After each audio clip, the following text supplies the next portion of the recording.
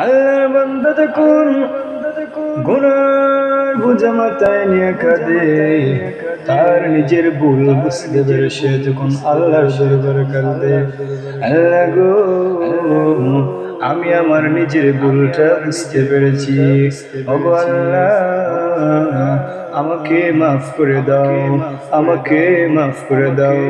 এইভাবে যখন কান্না করে আল্লাহর কাছে কান্দে, আল্লাহ ডাক দিয়ে বলেন, জিবরাইল রে, আমার বান্দা আমাকে ডাকতেছে, আমার বান্দা তার নিজের ভুল বুঝতে পেরেছে।